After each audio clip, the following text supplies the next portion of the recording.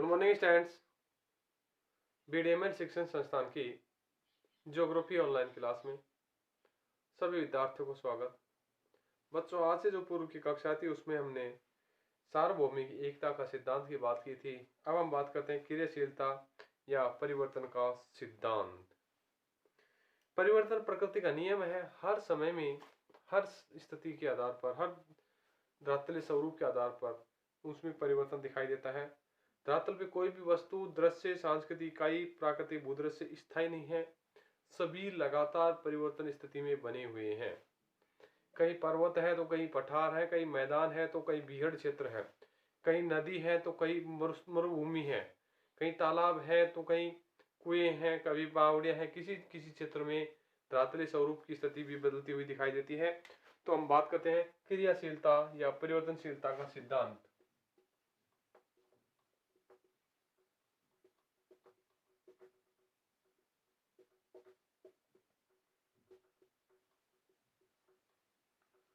मानव एक क्रियाशील प्राणी है। समय समय के अनुसार अपनी आवश्यक वस्तुओं में परिवर्तन करता रहता है।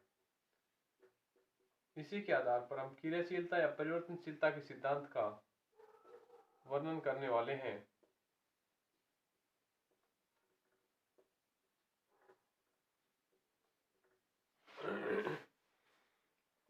तो परिवर्तनशीलता या क्रियाशीलता का सिद्धांत। क्रियाशीलता या परिवर्तनशीलता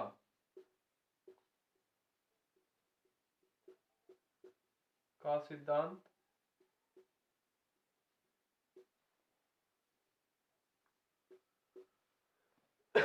इसमें बात करते हैं। परिवर्तन प्रकृति का नियम है।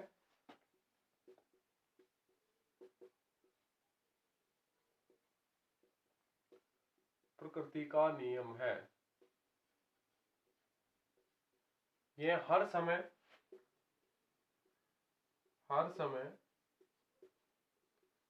हर स्थान पर भूआकृति, धरातल, दृश्य एवं प्राकृतिक तत्व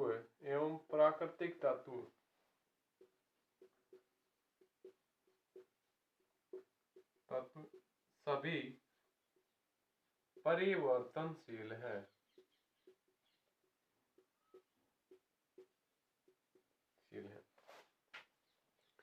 एक ब्रुंस है भूगोलवेत्ता। उन ब्रुंस के शब्दों में किस तरीके से परिवर्तनशीलता की स्थिति है उनका हम वर्णन कर लेते हैं। ब्रुंस कहता है हमारे चारों ओर जितने भी वस्तुएं हैं वो सभी परिवर्तनशील हैं। प्रत्येक वस्तु या तो विकसित हो रही है या उसका ह्रास हो रहा है। कोई भी वस्तु स्थिर नहीं है, गतिशील है या परिवर्तनहीन नहीं है। तो ब्रुंस कहता है हमारे चारों ओर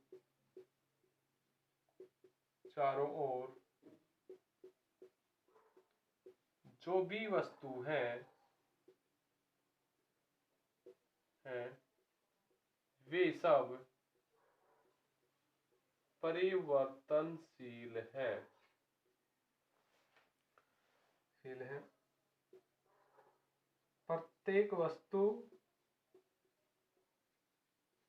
प्रत्येक वस्तु या तो विकसित हो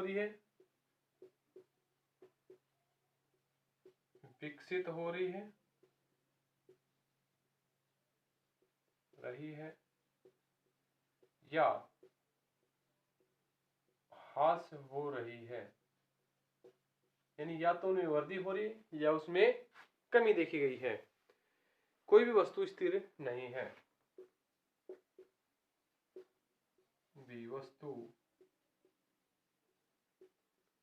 स्थिर नहीं है।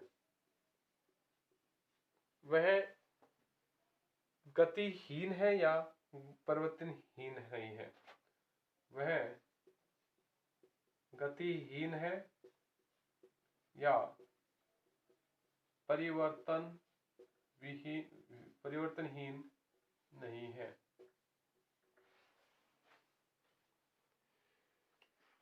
परिवर्तन हमें प्रत्येक पदार्थ में दिखाई देता है, चाहे वह जैविक हो चाहे अजैविक, प्राकृतिक हो या सांस्कृतिक।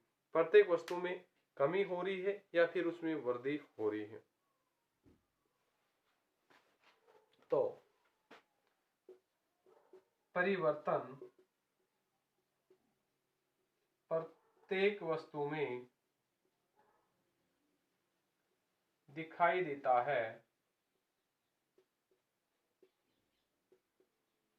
परिवर्तन प्रत्येक वस्तु में दिखाई देता है, चाहे वह जैविक हो,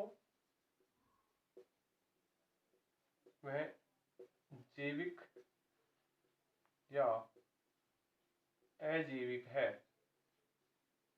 चाहे वह जैविक है चाहे वह अजैविक है, प्राकृतिक है या सांस्कृतिक है। प्राकृतिक है या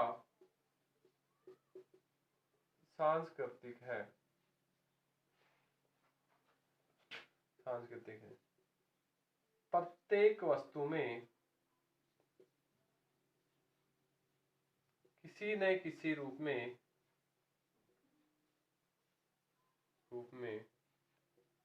परिवर्तन हो रहा है। या तो उसमें वृद्धि हो रही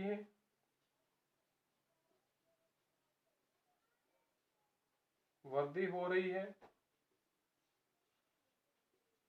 या फिर उसमें कमी हो रही है। ये प्रकृति का नियम है। या फिर कहें, मानव स्वयं जन्म के बाल्यावस्था से लेकर यौवन अवस्था को प्रत्येक अवस्था को प्राप्त करता है। प्रत्येक जीव इसी प्रकार क्रियाशीलता दिखाई देती है। भौतिक शक्ति भी परिवर्तन अवस्था में है, चाहे वह महाद्वीप, महासागर, पठार हो।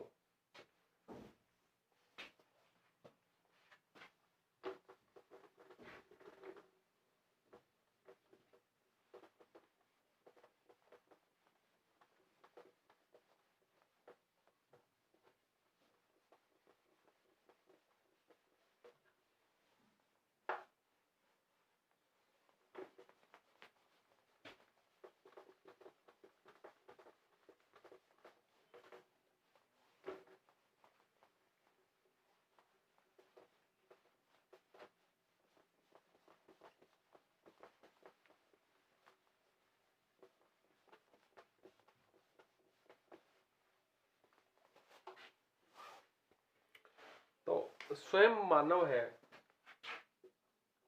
मानव स्वयं जन्म से लेकर जन्म से बाल्यकाल से लेकर यौवन अवस्था तक वह किसी न किसी रूप में यौवन अवस्था तक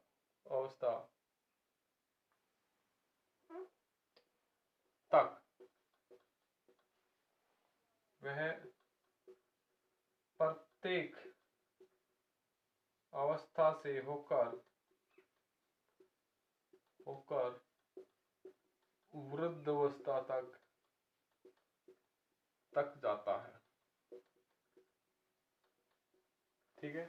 इसी प्रकार प्रत्येक जीव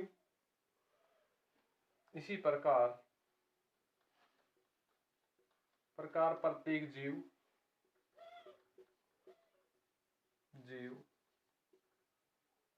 भी परिवर्तनशील है और भौतिक स्वरूप भी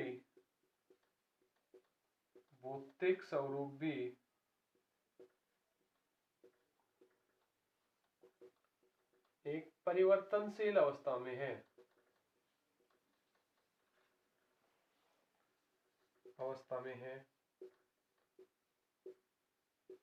चाहे महाद्वीप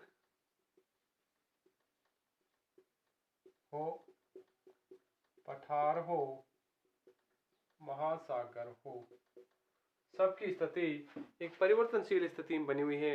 ये भी अपनी क्रियाशील स्थिति के आधार पर कुछ ना कुछ अपनी अवस्था में परिवर्तन करते हैं।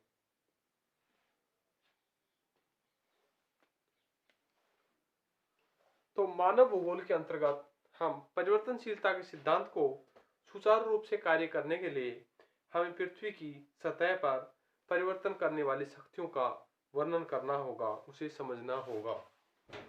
तो मानव भूगोल के अंतर्गत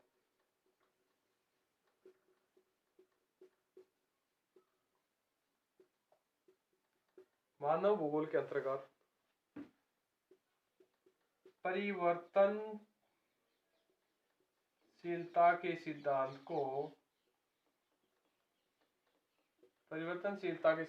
को सुचारू रूप से कार्य करने के लिए पृथ्वी पर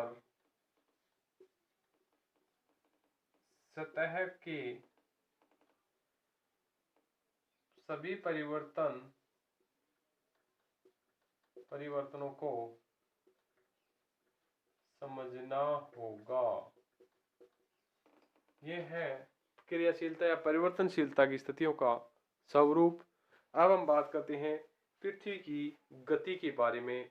पृथ्वी सौरमंडल का एक सदस्य होने के कारण अपनी काल्पनिक धुरी पर परिभ्रमण करती रहती है, अपनी स्थिति के अनुसार गतिशील है, एक स्थिर अवस्था में नहीं है। अपने अक्ष पर यानी 23.5 डिग्री पर वो झुकी होने के कारण सूर्य के चारों ओर भ्रमण करती रहती है और दिन रात की अवधि का निर्माण करती है।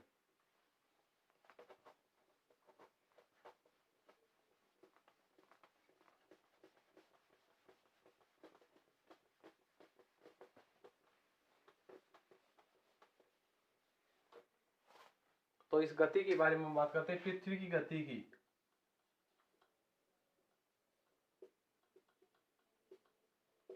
तो बच्चों, जो परिवर्तनशीलता या क्रियाशीलता की स्थिति के आधार पर हम पृथ्वी की गति का ही वर्णन कर लेते हैं। पृथ्वी सौरमंडल का सदस्य है जो अपनी काल्पनिक धुरी पर परिभ्रमण करता है और सूर्य के चारों ओर परिक्रमण भी करती है। इसी प्रकार दोनों गतियों के कारण दिन रात ऋतु बनती हैं। तापीय क्षेत्र दिन रात की लंबाई भिन्नता अवधि को जन्म देता है। पृथ्वी की गति से ही अभिकेंद्रीय शक्तियां उत्पन्न होती हैं, जैसे दूर भगाने की शक्ति उसमें उत्पन्न होती है, जिससे अनेक प्रकार के परिवर्तन दिखाई देते हैं। तो पृथ्वी सौर मंडल का सदस्य है। क्या है? सौर मंडल का सदस्य है जो अपनी काल्पनिक धुरी पर परिभ्रमण करती है, जो अपनी काल्पनिक धुरी पर परिभ्रमण करती है। क्या करती है? अपनी काल्पनिक धुरी पर परिभ्रमण करती है और सूर्य के चारों ओर परिक्रमण करती है और सूर्य के चारों ओर परिक्रमण करती है।